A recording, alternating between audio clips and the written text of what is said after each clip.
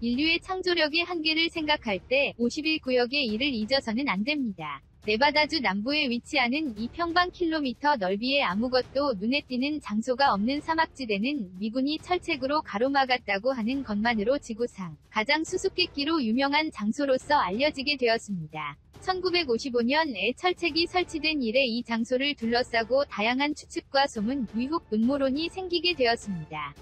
화이트하우스는 2013년 드디어 기지의 존재를 인정했습니다만 거기서 무슨 일이 벌어지고 있는가에 대해서는 일절 상세히 말하지 않았습니다. 여러분 안녕하세요. 오늘은 51구역에 관한 수수께끼의 7가지에 대해서 이야기해보겠습니다.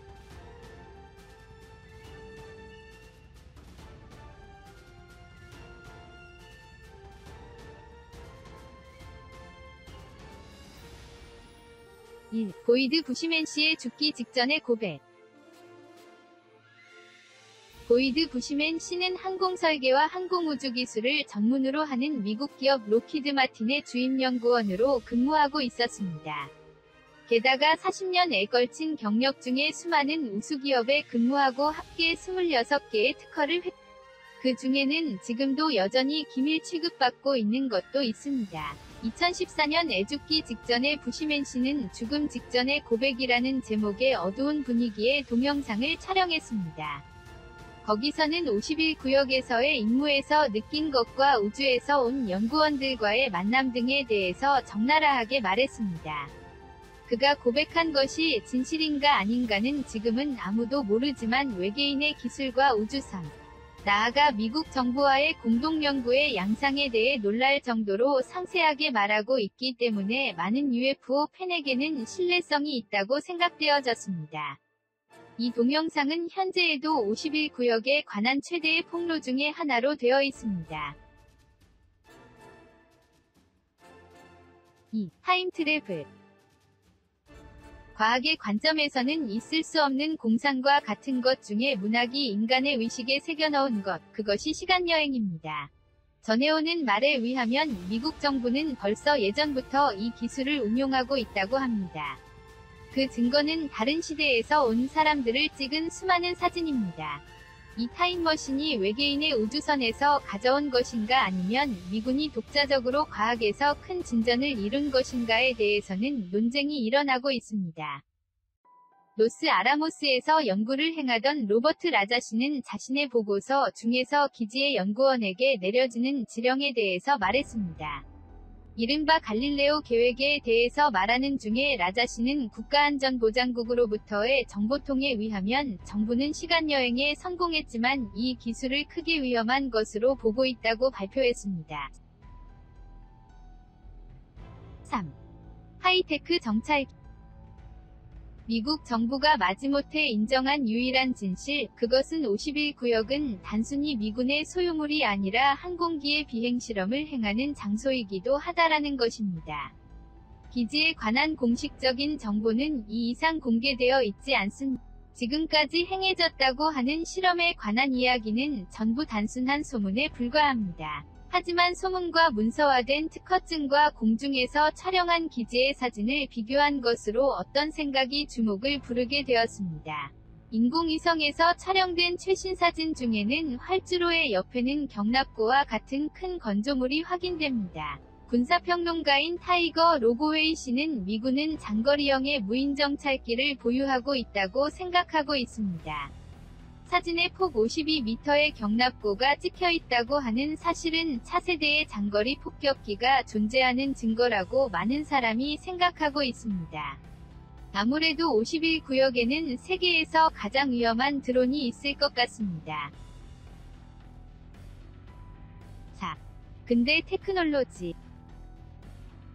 인류가 새로운 것을 발명하는 놀라만한 능력을 가지고 있는 것은 확실합니다만 과거 50년에 일어난 테크놀로지의 비약적 진보는 의심스러울 정도로 많다고 하는 것은 인정하지 않을 수 없습니다.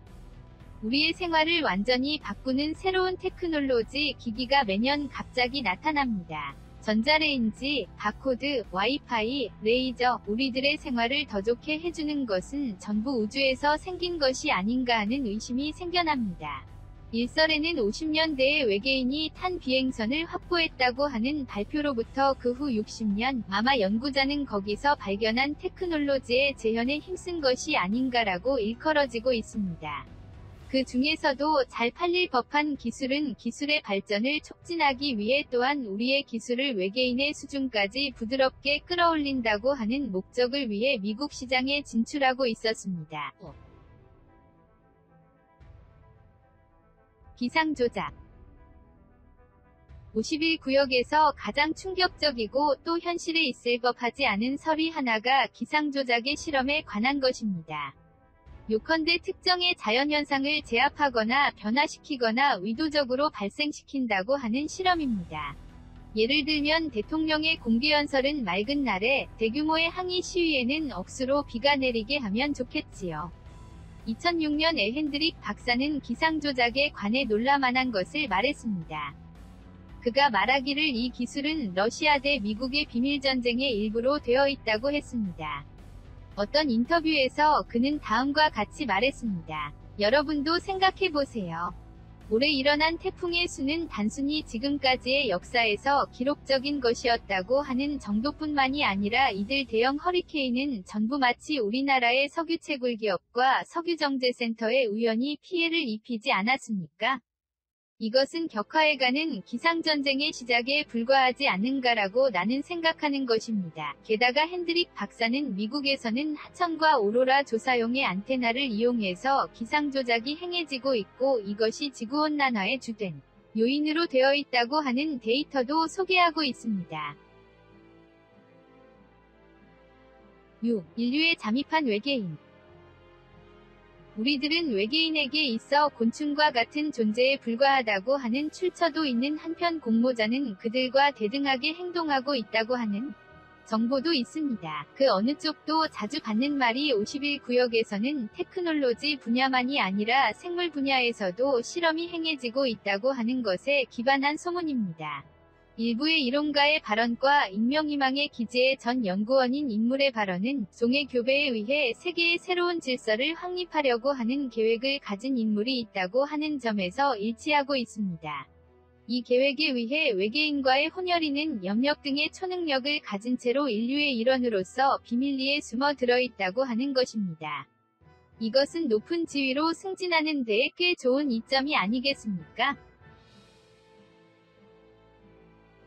7. 모습을 감추는 투명 망토의 장점은 마법사뿐만이 아니라 군대에게도 있다는 것은 명백합니다. 균등하게 월일 회 이상의 빈도로 미군이 이러한 기술을 사용하고 있다고 하는 현지 보고가 들어와 있습니다. 병사가 주변과 동화하고 있는 듯이 찍힌 화질이 나쁜 녹화 영상부터 시작해서 이라크 군인 목격자의 증언까지 있어서 카멜레온과 같이 주변과 동화한 병사는 이미 군의 민간 전승의 인물로 되어 있습니다. 하지만 대체 미국은 그러한 기술을 어디서 손에 넣었을까요? 인터넷에 퍼진 보고에 의하면 51구역에서 언젠가 지도한 외계인의 기술을 흉내내려고 하는 가장 야심적인 시도의 하나인 퀀텀 스텔스, 양자 스텔스라고 하는 프로젝트가 이 기술의 개발을 향해서 진행되어 있었다고 말해지고 있습니다. 지금까지의 이야기와 같이 이 이야기도 10년 정도 전에 소문이 나 있던 것이 명백하게 되었습니다. 그러나 군사 영역에서의 보고가 뒷받침하는 것과 기지의 연구원으로부터의 프로젝트에 실제 일어난 일에 대해서의 발표는 지금도 계속 나오고 있기 때문에 이것은 51구역에 관한 소문 가운데 가장 유력한 것의 하나라고 간주해도 좋겠지요. 오늘은 여기에서 마칩니다. 여러분 시청해 주셔서 감사합니다. 물론 이들 에피소드는 어느 것도 진짜라고 하는 것보다는 우스갯소리라고 느낄 수 있다고 생각합니다만 그 신뢰성을 고찰하는 것은 흥미 깊은 것이겠지요. 혹시 언젠가 이 정보 중이 어느 것이 증명될지도 모릅니다. 그때에는 불없는 곳에 연기 없다고 하는 것을 우리는 절감하겠지요. 지금부터도 함께 세계를 보아갑시다. 그럼 안녕히.